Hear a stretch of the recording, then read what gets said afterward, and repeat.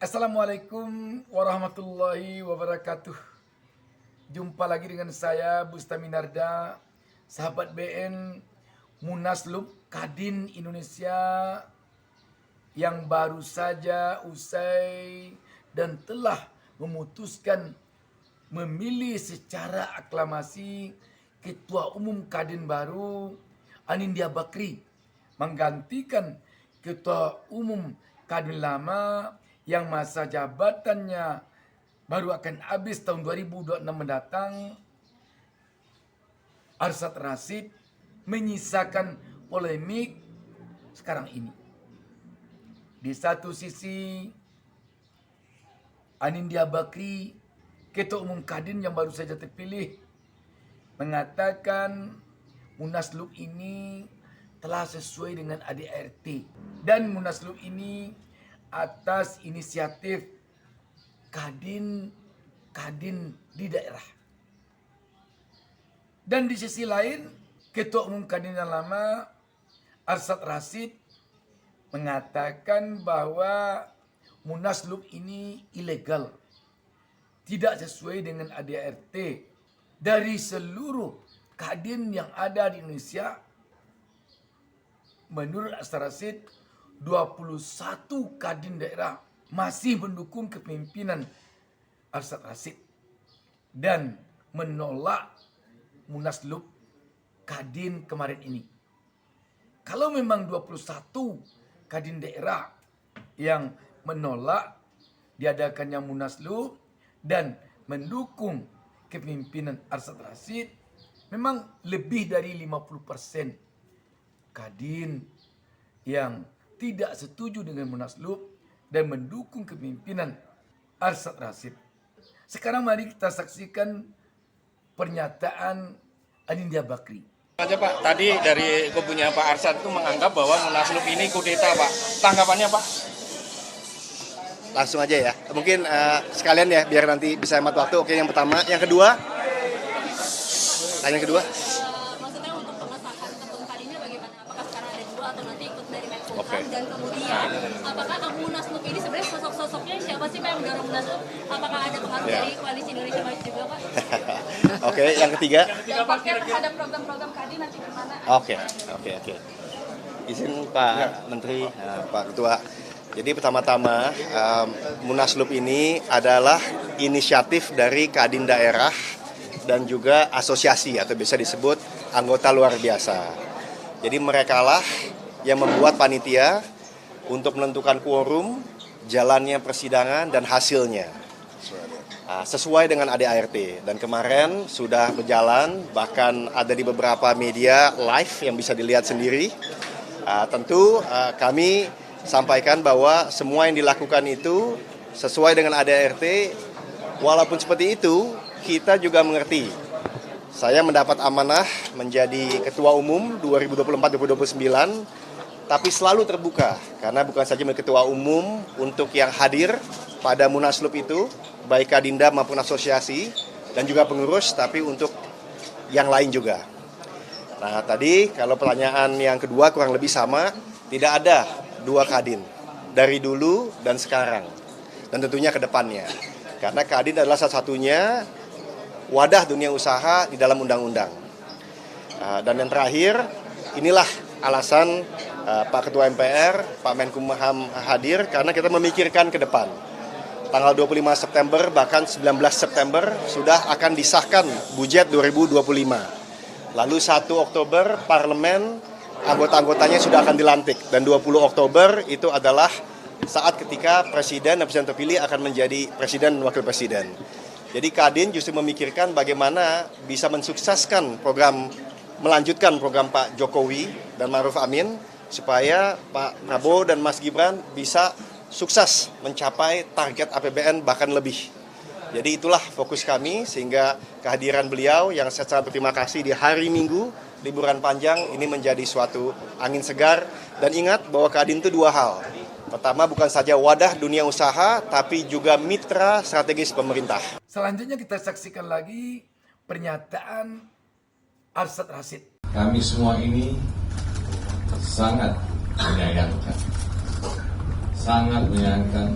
kegiatan munaslup ilegal yang diselenggarakan hari Sabtu 14 September 2024 di Hotel St. Regis, Jakarta.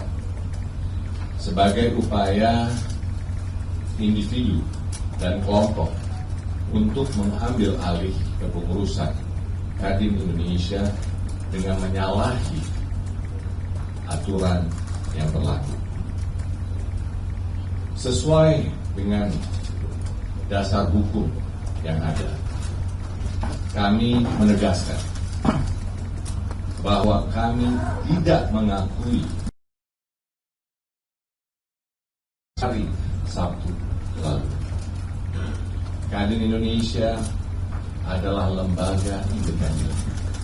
Ketua Umum Kadin periode 2021-2026, Arsjad Rasjid, buka suara terkait gelaran Munaslup pada Sabtu 14 September 2024 yang mengangkat Anindya Bakri sebagai Ketua Umum Kadin Indonesia. Arsjad menegaskan, pihaknya menolak gelaran dan hasil keputusan Munaslup tersebut. Pasalnya, Munaslup tersebut dilakukan dengan melanggar sejumlah ketentuan dalam anggaran dasar dan anggaran rumah tangga Kadin Indonesia. Salah satu ketentuan yang dianggap dilanggar ialah terkait ketentuan quorum Munaslup. Arsjad bilang, pihaknya menerima dukungan dari 21 Ketua Umum Kadin Provinsi untuk menolak pelaksanaan Munaslup. Jumlah tersebut lebih dari 50% jumlah Ketua Umum Kadin Provinsi yang ada, yakni 35 Kadin Provinsi. Menurut Arsjad, gelaran Munaslup pada 14 September 2024 merupakan upaya individu dan kelompok untuk mengambil alih kepengurusan Kadin Indonesia. Ia menyebut berbagai upaya dilakukan untuk memuluskan rencana tersebut.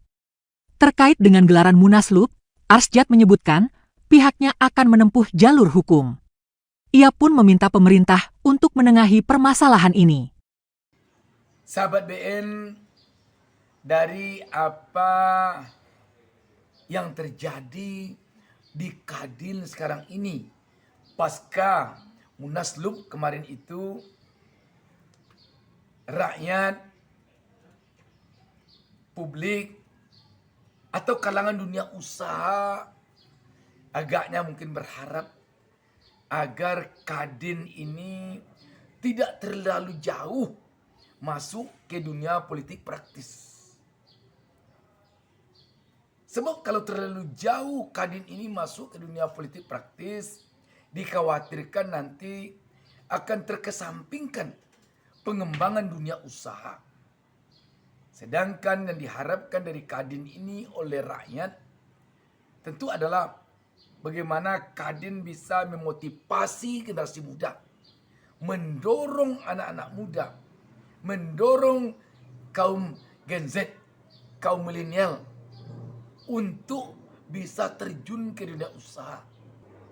Sehingga para generasi muda kita yang telah menamatkan kuliahnya di S1 ataupun anak-anak muda kita yang tamat SMK, begitu tamat dia tidak hanya berpikir untuk mencari kerja, terutama mencari kerja sebagai PNS, tetapi dia punya minat, punya tekad untuk terjun ke dunia usaha. Sebab negara manapun di dunia ini baru bisa dikatakan sejahtera minimal 2% dari warga negaranya bergerak di dunia usaha sebagai pengusaha. Kita bagaimana kondisi kita? Apalagi kalau kita dibandingkan dengan Amerika, dibandingkan dengan Singapura. Di mana kita sekarang berada dari sisi jumlah atau persentase warga negaranya yang berada di dunia usaha. Tidak dapat kita pungkiri bahwa sekarang generasi muda kita ini masih saja menjadikan PNS tujuan hidupnya. Dan kalau tidak menjadi PNS, di atas itu sedikit menjadi pejabat negara, menjadi gubernur, menjadi bupati, menjadi wali kota, menjadi anggota DPR. Dia menjadi itu dengan cara bagaimana? Yang paling memiriskan dia untuk mendapatkan jabatan itu mempergunakan referensi atau kekuasaan yang ada pada orang tuanya, pada pamannya, pada kakaknya, pada orang sekelilingnya. Ini yang sangat berbahaya. Tidak karena kemampuan dia. Sehingga sekarang ini hebohlah republik ini oleh yang namanya dinasti politik, dinasti keluarga. Kalau orang tuanya penguasa, anaknya mau jadi pejabat negara semua. Menantunya mau jadi pejabat negara semua. Karena itu, Kadin tentu diharapkan oleh rakyat bisa menjadi pemotivasi, pendorong rakyat ini masuk ke dunia usaha. Tetapi kalau Kadin telah sibuk oleh dunia politik praktis, kita khawatir keinginan rakyat agar Kadin bisa menjadikan generasi bangsa ini jadi pengusaha akan terabaikan. Rakyat tentu juga berharap agar Kadin ini keberadaannya tidak sebagai staf khususnya penguasa, tim suksesnya penguasa. Tidak itu. Tetapi sekali lagi, Kadin ini diharapkan wadah untuk berhimpunnya para pengusaha, para pebisnis. Yang dikhawatirkan kalau Kadin ini nanti telah menjadi tim suksesnya penguasa, telah menjadi staf khususnya penguasa, dia nanti akan menjadikan pengusaha-pengusaha yang ada di Kadin ini berselingkuh dengan penguasa. Kalau pengusaha telah berselingkuh dengan penguasa, yang akan terjadi nanti adalah KKN. Korupsi, kolusi, dan nepotisme. Yang perlu kita ingat, KKN itu adalah musuhnya reformasi, sahabatnya Orde Baru. Bayangkan kalau nanti pengusaha-pengusaha yang ada di Kadin ini berselingkuh dengan penguasa untuk mendapatkan proyek-proyek yang ada di pemerintah. Proyek jalan, proyek irigasi, proyek pembangunan gedung pemerintah, dan lain sebagainya. Kalau itu yang terjadi nanti, dapat dibayangkan betapa memiriskannya bangsa dan negara ini ke depan. Rakyat tentu mengharapkan agar hubungan mitra strategis Kadin dengan pemerintah tidak diartikan bahwa Kadin ini harus satu warna dengan penguasa. Bukan itu artinya hendaknya. Tetapi Kadin memiliki hubungan yang saling menguntungkan dengan pemerintah. Tentang yang disampaikan Ketua Umum Kadin yang baru, Anindya Bakri, berkaitan dengan upaya menyukseskan program kerja Prabowo Gibran yang melanjutkan kepemimpinan Jokowi yang tampaknya menjadi beban pikiran bagi Anindya Bakri. Lebih baik agaknya itu dipikirkan oleh menteri pada kabinet Prabowo Gibran nanti. Karena Kadin bukanlah salah satu kementerian dalam kabinet pemerintah dan dia hanyalah sebuah ormas yang mewadahi para pengusaha. Sebaiknya Kadin lebih fokus saja berpikir tentang bagaimana mengembangkan dunia usaha di negeri ini. Karena itu di Kadin itu boleh nanti berbeda pilihan anggotanya. Kalaulah Kadin nanti harus satu warna, apa bedanya Kadin sekarang ini dengan Kadin Orde Baru? Sebab di Orde Barulah organisasi-organisasi profesi ini harus satu warna dengan pemerintah. Kita masih ingat, di era Orde Baru itu organisasi wartawan satu-satunya hanyalah PWI, PWI itu ketua umumnya sampai ke bawahnya di era Orde Baru harus Golkar, harus satu warna.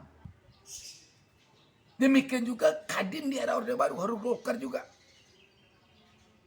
Tidak boleh di Kadin itu ada warna lain. Tidak boleh di PWI itu ada warna lain. Di era reformasi sekarang ini itu sebenarnya yang tidak diinginkan oleh rakyat.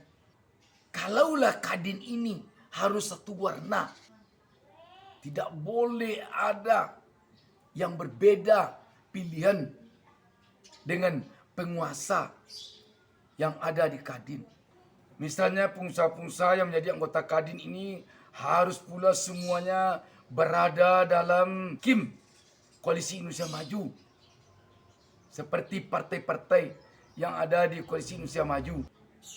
Maka bisa jadi rakyat nanti akan mencap bahwa Munaslup Kadin kemarin itu adalah tonggak terpertama Indonesia kembali ke Orde Baru. Sahabat BN, sekali lagi kita berharap Kadin ini benar-benar hendaknya bisa dia menjadi pembangkit ekonomi di Indonesia ini. Jangan sampai Kadin ini menjadi gudang KKN untuk mendapatkan proyek-proyek yang ada di pemerintah. Didapatkannya karena pandai dia menjilat kepada penguasa. Demikian sahabat BN, wassalamualaikum warahmatullahi wabarakatuh.